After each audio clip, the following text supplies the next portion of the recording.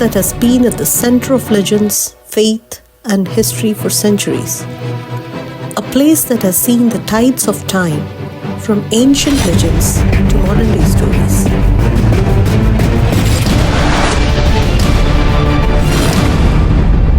Do you know there was a strong advocate for Ram Mandir who was a Muslim? Muslims should willingly hand over Ram Mandir back to Hindus. Ram Mandir is equally important for Hindus just as Mecca is for Muslims. These are the words of archaeologist K.K. Muhammad, who played a pivotal role in the journey of Ayodhya's Ram Mandir. A large structure was found under the site of Babri Masjid. In 2003, a 50-plus member team of Archaeological Survey of India did the excavation.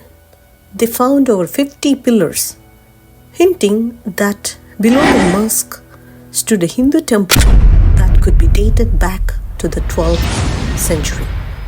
The ASI archaeologists found 263 pieces of objects of gods, goddesses, human figures, female figurines that consolidated the theory that it was the site of a temple.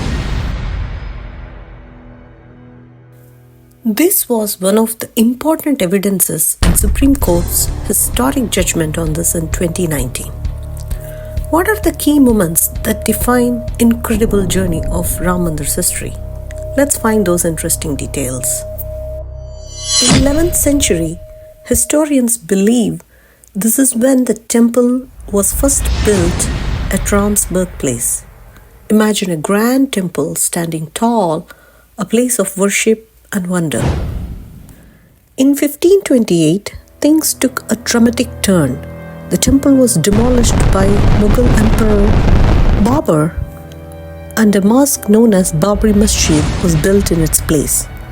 This moment became a pivotal point in the temple's history, sparking centuries of debate and conflict. The dispute began in 1853. The dispute over the land took a new turn when violence broke out between Hindus and Muslims.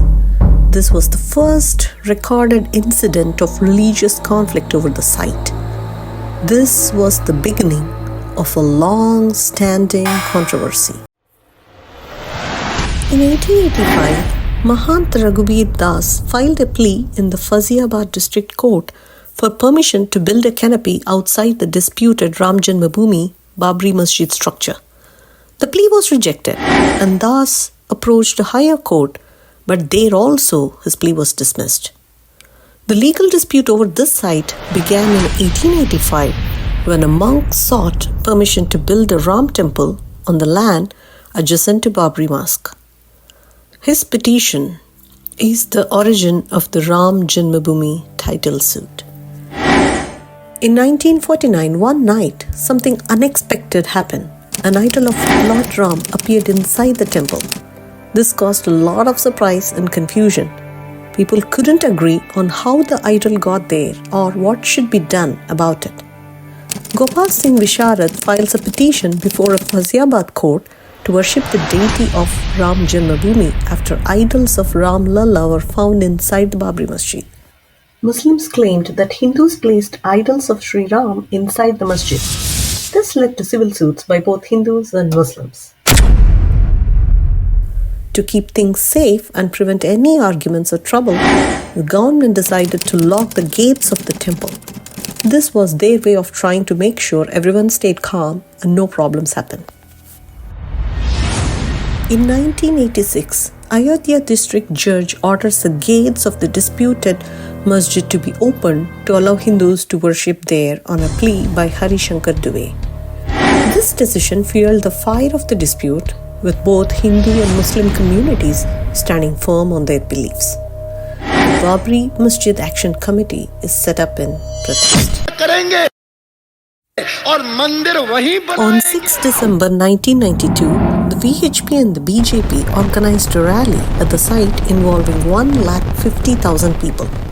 The rally really turned violent. Security forces couldn't control the crowd, who tore down the masjid.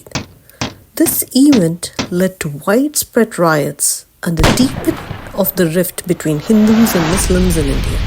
On September 30, 2010, the Lucknow bench of Allahabad High Court gave judgment to divide the disputed land in Ayodhya between Hindu and Muslim groups. The 2.77 acre site is divided between Ramlala, the Nirmohi Akhara, and the Sunni board. Finally, in 2019, the Supreme Court of India delivers a landmark verdict. They ruled that the land should be given to a trust to build the Hindu temple while providing an alternate piece of land for a mosque. It was a decision aimed at balancing the scales of both justice and faith. So, how did Supreme Court reach this historic verdict in 2019? It indeed had a monumental task at hand. They sifted through mountains of evidence, historical records, and legal arguments. But what were the key reasons behind their decision? First, archaeological evidence played a crucial role. The Archaeological Survey of India provided evidence suggesting the presence of a non-Islamic structure underneath the mosque. This suggested that the site had historical significance for Hindus long before the mosque was built. One fascinating aspect was the unbroken history of worship at the site. The Supreme Court found that even after the mosque was built, Hindus continued to worship at or near the site, indicating an ongoing spiritual connection to the place. It's like the flame of faith that never went out, despite the changing tides of history. A new chapter begins in 2020. The foundation stone for the new Ram Mandir was laid, marking the start of its construction, a new beginning from years of conflict.